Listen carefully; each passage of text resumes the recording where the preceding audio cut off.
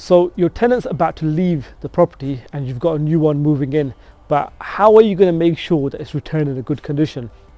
That's right, you'll inspect it before they move out, because it's not as simple as that, because your tenant will react in one of two ways. The first way is, so Mr. Tenant, you're going to have to remove this artistic expression before you move out. What do you mean? It was already on the wall when I moved in. Or if you're well prepared, then you will get this outcome. As you can see, Mr. Tenant, you'll need to repaint it, because I can see from the inventory that it was a clear wall before you moved in. Yeah, you're right, that's fine. I did get a little bit carried away. I'll get it sorted before I move out. Perfect. In this video, I'll share 3 critical steps to get the most positive reaction instead of the defensive one you saw earlier. Hi guys, I'm Zahid from Abbey Property, and I'm going to be offering you lots of great advice in all of my videos to ensure that you as a landlord have a smooth experience with your tenant. Watch it till the end. With 3 steps that I mentioned earlier on, just by doing this you can make sure your tenant gets the opportunity to rectify the mistakes beforehand. It saves you from having to fix anything when they move out, and it doesn't hold up the new tenant from moving in as well, which can possibly lead to a loss of rent. And worst case scenario, this doesn't go to plan and your property is still left in a bad condition, I'll tell you what you can do to make sure you get a positive outcome. Let's get started. Point number 1, arrange for a pre-move-out inspection.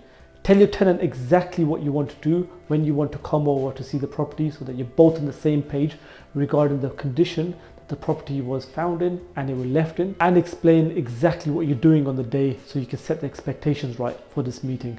Step number 2 is to send them the check-in report. So the tenant will already have a copy of this, but just make their life a bit easier, and also it will be really beneficial for yourself, because they'll be able to self-inspect the property for any damages and any deterioration before you even come to visit the property. Simply by having this, they'll know exactly what to expect, and this will make your life so much easier when you raise concerns at the property on your visit. If you're getting lots of value from this video so far, make sure to click the like and subscribe button. It helps me massively to make sure I can produce even more useful videos for you.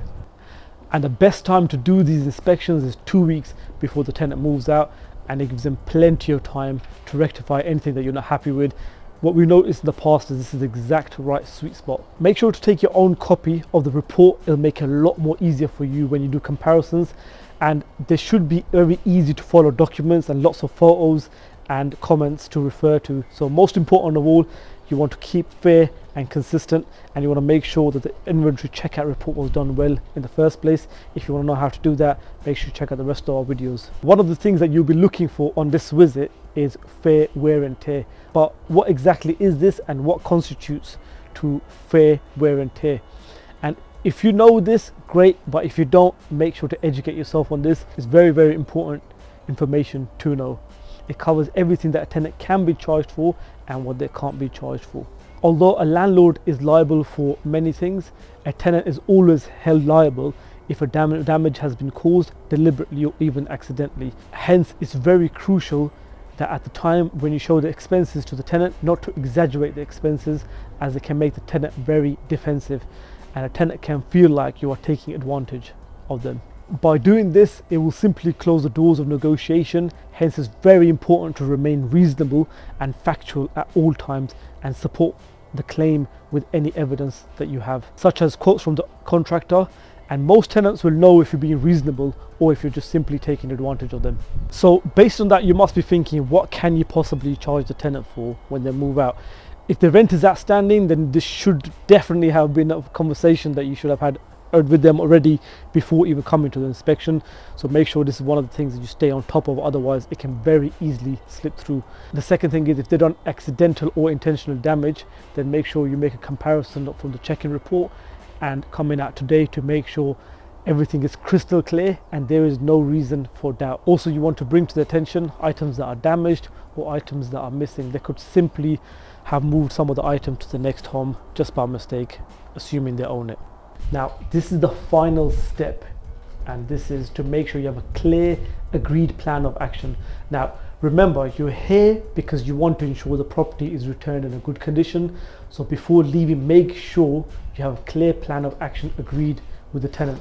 If he is going to rectify something, make sure it's in written documentation in case you need to rely on it in the future. And even if you don't come to an agreement, still have a written documentation, preferably over email, what took place on the day and what was discussed on the day. This can prove to be priceless later on, as you can clearly demonstrate later on that you gave the tenant a reasonable amount of chances and opportunities to solve the issue before moving out. So a tenant might challenge you because they don't agree with what you have to say. Get out and don't come back again. But having a discussion based on evidence, which is the check-in report, will deflect any frustrations or doubts that your tenant may have, and it helps you to come to a solution much more quicker. Now, but most reasonable tenants will agree with what you have discussed with them on the day, and as long as you supported it with evidence-based documents. Mr. Tenant, we've been through all of it together, and it's quite safe to say that this carpet replacement, you need to pay for at least half of it. Yeah, that's fine, Zahid. It's clear from this report when we moved in of what it was like. We've just been here so long, just didn't notice the damages. We can definitely agree to pay half towards the carpet. That's great. But what happens if you don't come to an agreement on the day? Now, on rare occasions, you might find your tenant being reluctant to accept any of the points you raised or to any deductions that you raised. You might not get them to agree to any, whatever was mentioned, or to any deductions that you might have raised. Now, if you can't get a mutual agreement with them, don't worry. When you conduct the checkout report, when they leave, you'll need to make sure that you have a watertight report to show the condition it's left in. That report, together with the check-in report and anything else that you think is supporting evidence, will be what you need to have claim against the tenant's deposit. It will be reviewed by an adjudicator, and he will decide who gets the deposit and how much of it. Now, it's important to note that this will be all based on evidence provided by you and by the tenant. Now, this short video isn't enough time for me to cover everything in detail, so do read the article, as it's a lot more thorough. And although it might not sound like much, but I can assure you that as long as you arrange the pre-move out checkout inspection, you send the tenant a check-in report for them to identify the damages for themselves, and 3, to have a clear plan, action plan agreed, then you will definitely have a smooth move out with the tenant without any hiccups or unnecessary stress. Now that you know all of that, how do you ensure your success? Now, I've got you covered with 3 downloadable documents. The first one is to firstly make sure your tenant is aware of why you're visiting.